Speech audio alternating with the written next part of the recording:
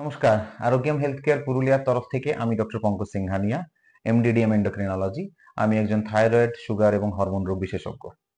আমরা সুগারের কমপ্লিকেশন বা জটিলতা নিয়ে কথা বলেছি, পেশেন্টদেরও আমরা বোঝাই এগুলো নিয়ে। আজ আমরা একটা সুগারের ভয়াবহ কমপ্লিকেশন বা জটিলতা, ডায়াবেটিক ফুট বা সুগার সংক্রান্ত পায়ে হওয়া সমস্যা নিয়ে কথা বলবো। সুগার পেশেন্টদের পা অসাড় হয়ে যায় নার্ভ ড্যামেজের জন্য।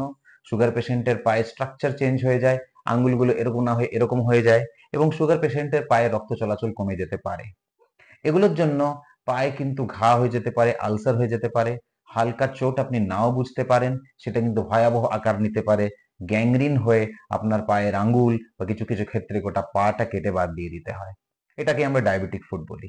অত্যন্ত ভয়াবহ এবং একটা এমন কমপ্লিকেশন যেটাতে মানুষ কিন্তু আজীবনের জন্য অপাহিজ হয়ে যেতে পারে, পঙ্গু হয়ে যেতে পারে।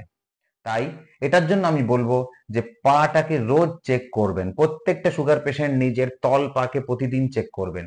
একটা ছোট আয়না দিয়ে চেক করতে পারেন, বাড়ির কোনো লোককে দিয়ে চেক করাতে পারেন। এবং বিশেষ করে আঙ্গুলের ফাঁক ফোকরগুলো পায়ের অবশ্যই চেক করবেন, যে ওখানে কোনো হাজা হয়েছে কি, কোনো কাঁটা ঢুকেছে কি, কিছু কেটে গেছে কি ইত্যাদি।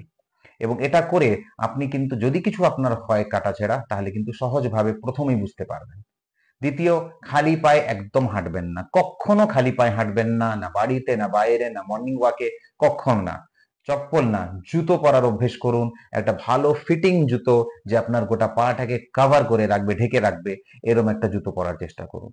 এই দুটো জিনিস যদি আপনি করেন, তাহলে কিন্তু আপনার পা সুরক্ষিত থাকবে এবং আপনার পা কেটে দিতে হবে না। ধন্যবাদ।